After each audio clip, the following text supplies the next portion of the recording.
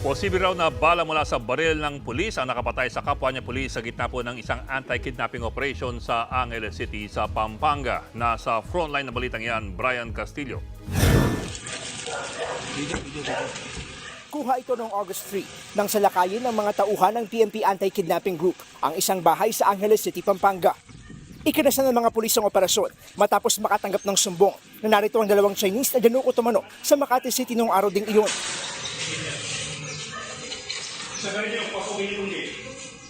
Batay sa paunang report na nilabas ng PNP AKG, humantong sa engkwentro ang rescue operation.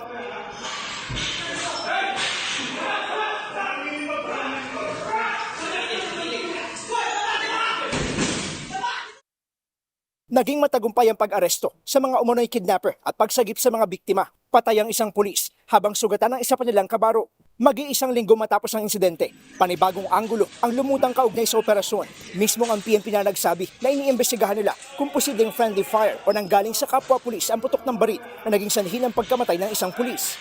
Sa mga pulis po talaga hindi maiiwasan yung mga ganito po talagang pangyayari, and this is not the first time na nalagasan po tayo ng mga pulis natin during police operation. But ilang araw matapos ang insidente, personal na nagtungo si PNP Chief Police General Romel Marbil sa buro ng nasawing pulis na si Police Staff Sergeant Nelson Santiago. Bukod sa pagpapaabot ng tulong sa naulilang pamilya, ginawaran pa ng medalya ng kadakilaan si Santiago.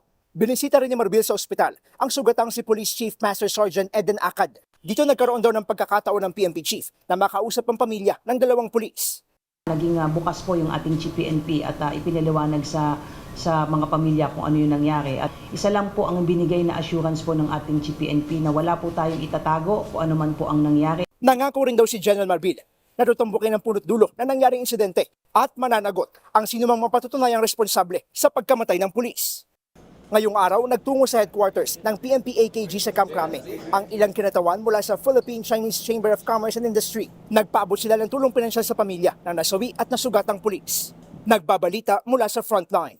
Brian Castillo, News 5. Mga kapatid, Ed Lingaw po, maging maalam at may pakialam sa mga napapanahong balita sa ating bansa.